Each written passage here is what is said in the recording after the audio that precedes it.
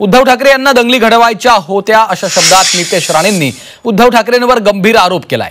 कीर्तिकरांसह मातोश्रीवर दंगली घडवण्याचा कट रचण्यात आला असा देखील गंभीर आरोप राणे यांनी केलेला आहे। कधी बैठका झाल्या तारखांसहित सांगू शकतो असा देखील दावा त्यांनी केलेला आहे। आमच्या सरकारच्या काळात कधीच दंगली घडल्या नाहीत, आताच कशा घडल्या जातात असा सवाल खासदार संजय राऊतांनी उपस्थित केला।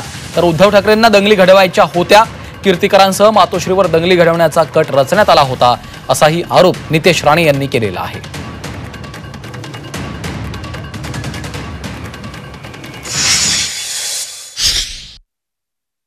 दंगल घडवणारे यांचेच लोक आहेत।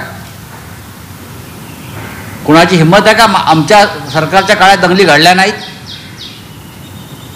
कधीच घडल्या नाहीत। मनोहर जोशी मुख्यमंत्री असताना दंगल घडली नाही, नारायण राणे मुख्यमंत्री असताना दंगल झाली नाही, माननीय उद्धव ठाकरे मुख्यमंत्री असताना दंगल घडली नाही। किंबहुना फडणवीसांच्या सरकारमध्ये शिवसेना असताना, आमचं एकत्र सरकार असताना सुद्धा दंगल घडली नाही। आता कशी काय दंगल नागपूरला घडू शकते? कोण जबाबदार आहे? पण उद्धव ठाकरेला दंगली केव्हा कधी कशा घडवायच्या होत्या याच्या तारखानुसार मी सांगू शकतो। मातोश्रीमध्ये कधी कधी बैठक झालेले, त्याचे काही माझ्याकडे लोक आहेत जे तेव्हा तिथे उपस्थित होते। कीर्तिकर साहेबांना बोलून उद्धव ठाकरेंनी कसं दंगलीची प्लॅनिंग केलेली तिथे जो आय विटनेस होता तो तुम्हाला सांगू शकतो।